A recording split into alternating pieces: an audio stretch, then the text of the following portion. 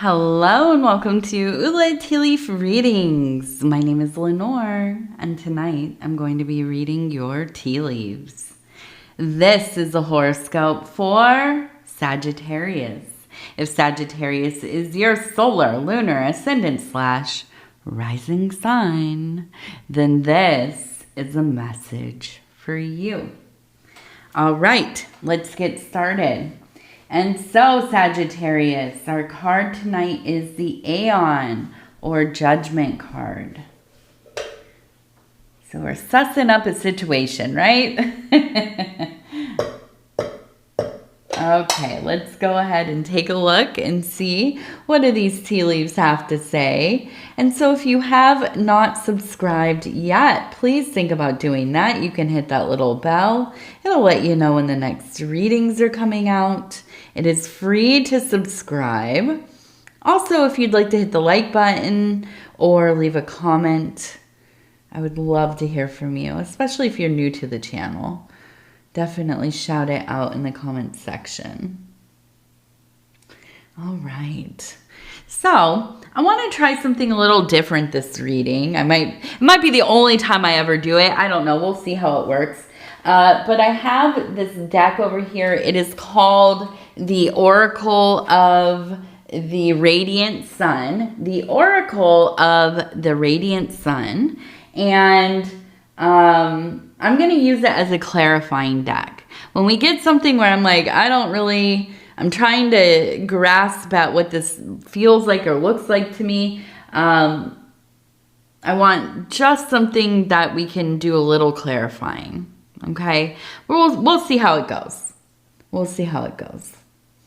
All right, let's see. So I want to start here. Immediately we know there's somebody you are communing with. I see two people face to face, really, really engaged in conversation. And there is a sense of something beyond the mundane. This isn't just like, okay, we're talking about the grocery list or whatever.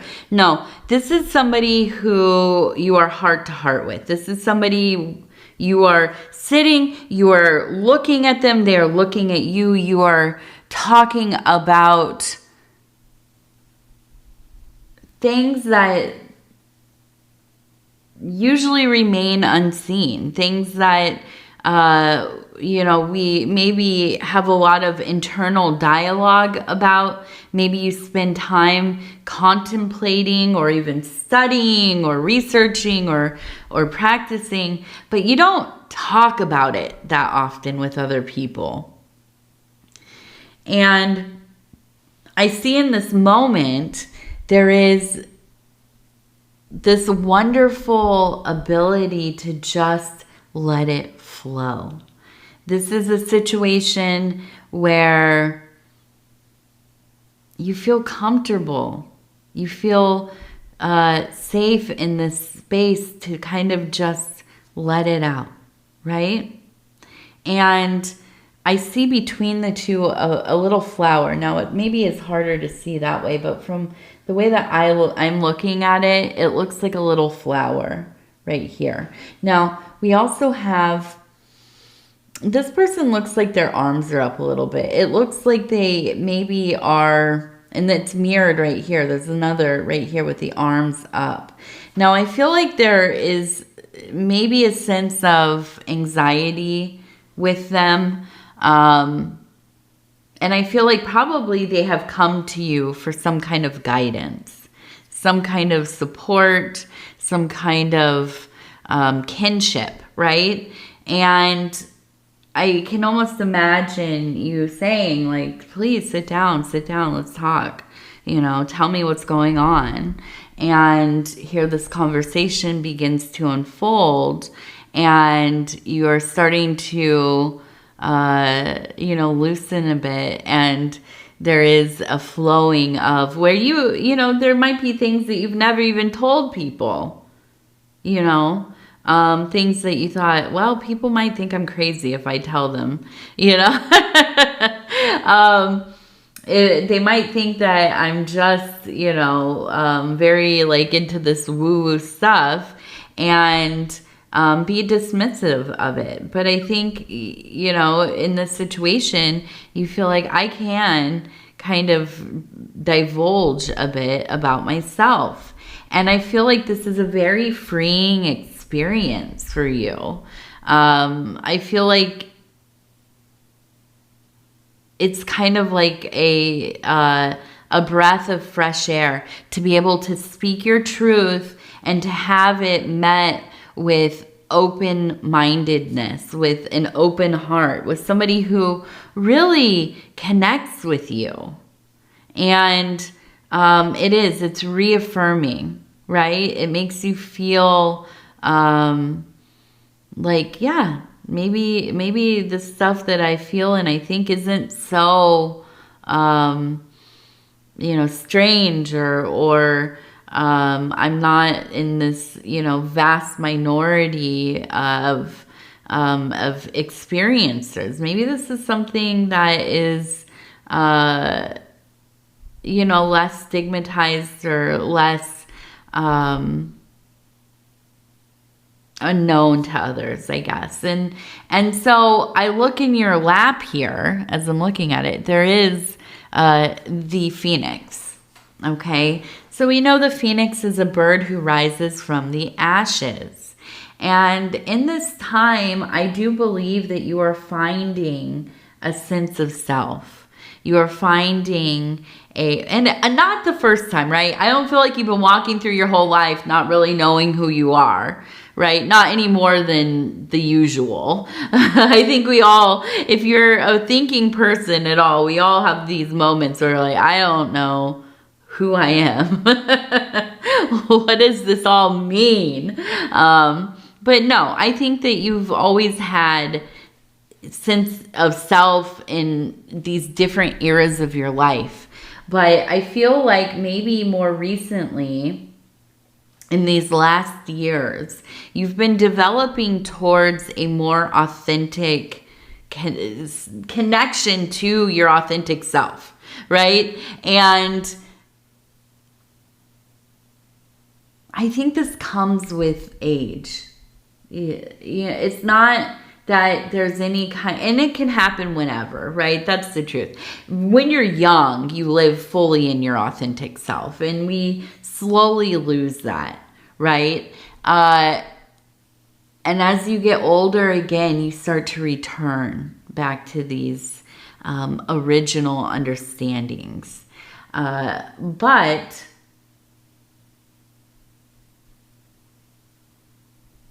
it takes some intention, I think.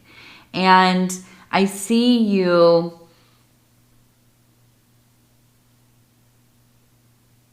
really being so very, not only accepting of yourself, celebrating yourself. I think that there is a belovedness that you have with this interior part of yourself that really speaks as quite confidently. I feel like when you're in this place, all of the other stuff falls away. All of the things that you've been, your triumphs, your mistakes, all the hats you've worn, the jobs you've had, the people you've known, all of this stuff doesn't seem, it almost feels like parts of your life maybe were like a movie, right? You don't recognize that person anymore. And that's not to say it's a bad thing. It just is. We grow, we evolve, right?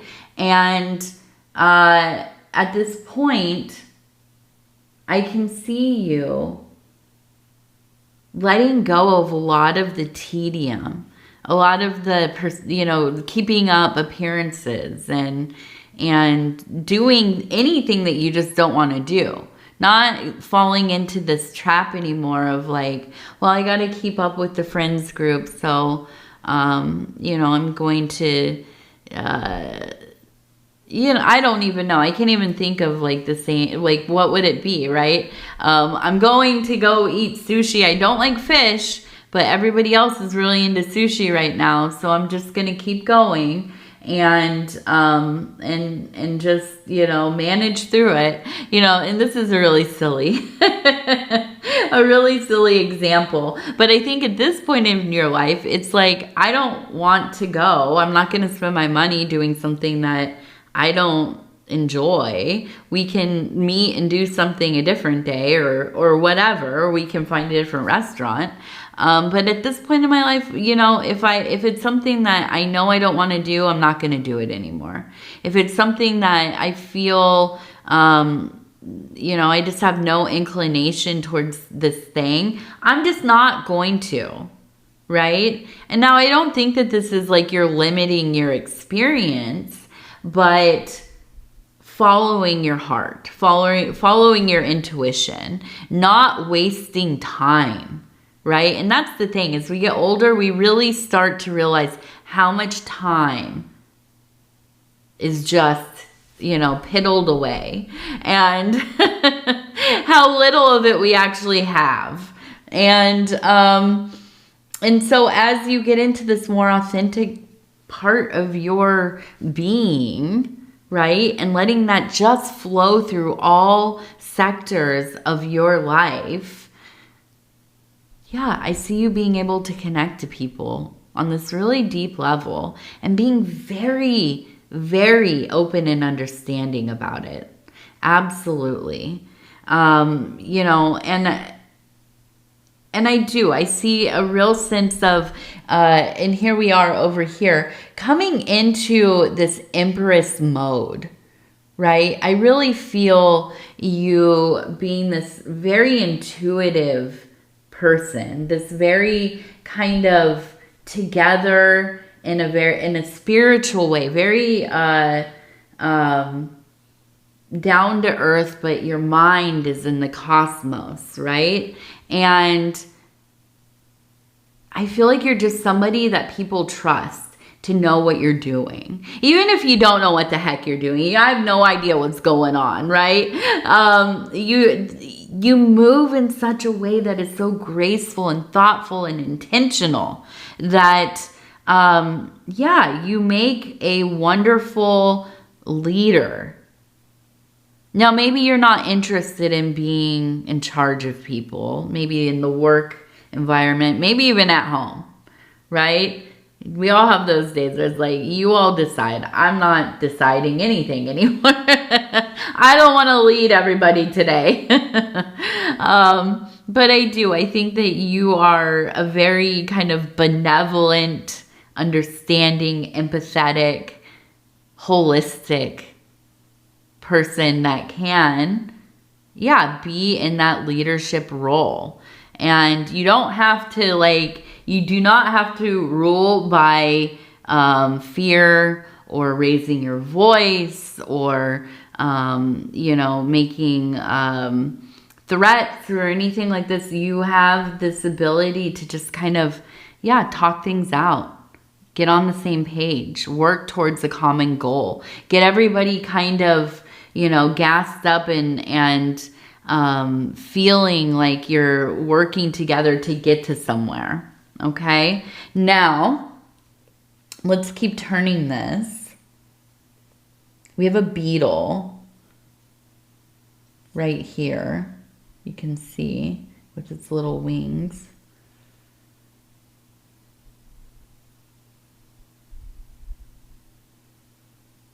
We have a bird right here.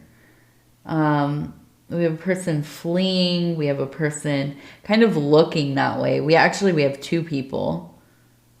Also, we have, it looks like a K.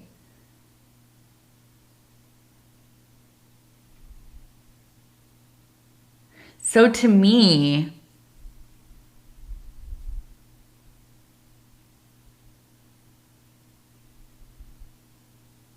and also it looks like a person. Here's the head, the body, their arm is reaching towards each other. But it also looks like a bird where this is the beak This is the body. Here are the legs. So the bird is the message, okay? But the person, I feel like there is a trying to get together, trying to find one another. But I think that ultimately,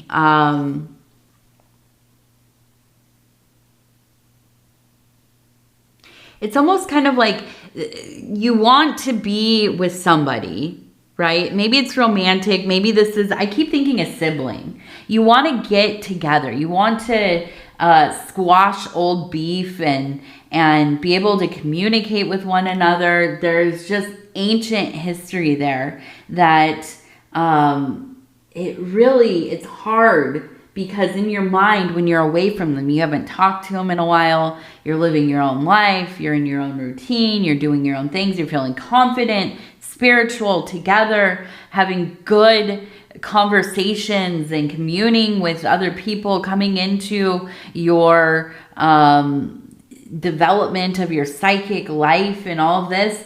And then you get around somebody from the past, right? Somebody who you have this deep emotional engagement with, but it's been troubled.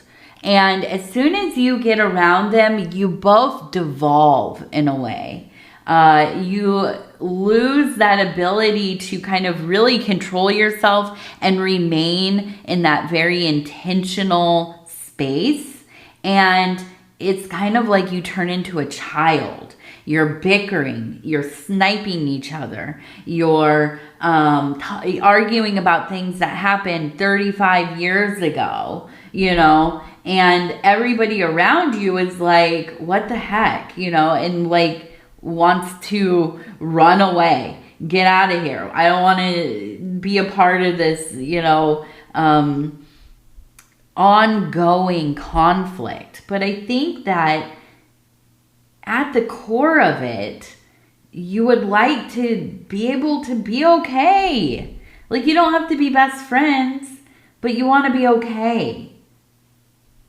But I think that, and also the sibling, who I think is maybe the younger sibling, there's a swan, and there's also just kind of this, you can see the face here. We have the swan here and the face. So I almost feel like this is a person who, I hate to say it this way, but they're like the princess or the golden child of the family, right? Little prince, little princess, golden child, can do no wrong. And it really affected them in the way that they interact with other people, because they think that everybody will bend to their will, their whatever whim they're having. And I think probably to some degree that has been true, because they're entitled enough to make people feel like they should just go along with whatever, right? You come in with a certain kind of attitude and confidence, people are usually just going to think you know what you're doing, and they're going to assist you in that process, right? But I think for you, you see right through it. You see, this is like my little brother, this is my little sister who just was absolutely couldn't share. They were always like, taking stuff and throwing fits and fibbing and, all this. And that's what I see in this person. And it comes out when both of you are together, right? And I think in your heart of hearts, it's like, I want to heal. This is one of the last relationships in your life that has not been processed through.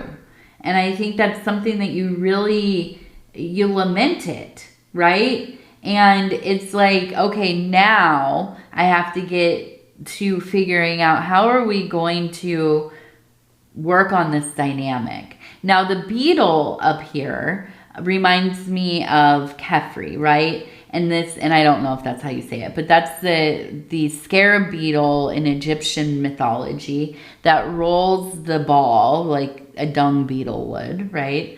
But rolls the sun across the sky in its different stations. And so I feel like this is kind of, you're on this path of self-evolution, right? Spiritual evolution, and wanting to really make amends. Also healing, right? Healing some of this stuff, being unburdened. That's the big thing. I think it really bothers you that there's some part of your life that is unresolved. And it seems like it should be so easily, but it's so complicated when you get in there. Now, I'm going to do a clarifying card. I thought I would really need a few during the thing, but let's just see. We're just going to pick one. I'm just going to pick one of these real quick. Yeah, endurance. Look at that. Number 8, endurance. So I do feel like, during this time when you're trying to kind of come together, it is going to be this back and forth. But I think that it's important for you to continue forward, right? And here we have, it is the soul, the sun, right? We also have the Scorpio here, but the sun, and like the dung beetle, staying in the solar energy, this illuminating energy, not letting yourself get into those darker places, remembering why you're doing this. Now I'm going to do one more. We're going to do one more. I like these kind of cards. I wish I could just do oracle readings all day long. Now we have another Scorpio card here, and this one's lunar. So it is the 8 as well. So we have the 8 and the 8. Interesting. So this one is power. Okay. And it is, look at the unification of the lunar and the solar, which is a beautiful image here with that archway. I really love these cards. They have beautiful artwork. But I think it is very much staying in your power. Even when things do get a little murky, when you get into that lunar energy where, there might be these darker feelings arising, where it's like, if you've ever been in a deep argument with somebody and it's like you're saying the same thing, you want the same thing, but you just cannot understand each other. You can't get to a place where the emotions aren't overtaking the situation. It's like we have a common goal, but we're still in conflict and we're back and forth, and we finally get to a place where, there's a little bit of peace here, and then somebody says something that just takes everybody off the deep end, and you're back to arguing again, and it's just frustrating. But I think stay in your power, tempering yourself, right? Reeling it in where you need to. Now, we're going to do over here. Now we have a feather. So I do feel like there is somebody who has passed. When we find feathers, it is a reminder of somebody who is beloved to us, somebody who has transitioned, and they are, letting you know, I've been by, I'm here, I'm around. Now, we also have the letter CH. I just want to point that out. CH in the bowl here. Okay, so maybe those are initials. But we have this person. It feels like this is maybe like an uncle or grandfather. Somebody older. Somebody important but not super involved with your daily life growing up, but they were around and they're very influential.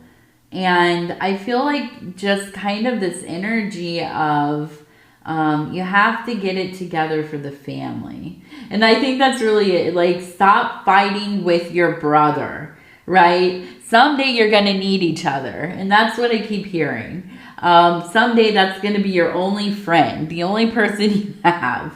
And And I can even feel in my mind, it's like kind of this like, ugh, that's not true. You know, stop. Like, it's not, me and whatever for some reason I thought the name Brad. Me and Brad are never going to get along. We're never going to be cool. But, you know, I think as you get older, you realize, like, yeah, this is my family, my sibling. You know, we don't have to be best friends, but we should be okay. And I feel like it's something about their personality makes it so difficult. Now, we also have the number 1 over here. Okay, the number 1, and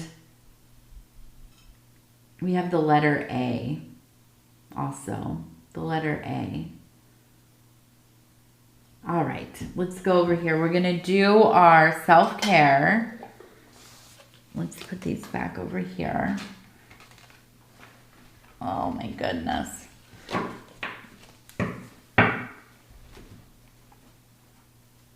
Okay, these ones are the self-care affirmation cards. I'm going to go ahead. I'm going to stop where it feels right.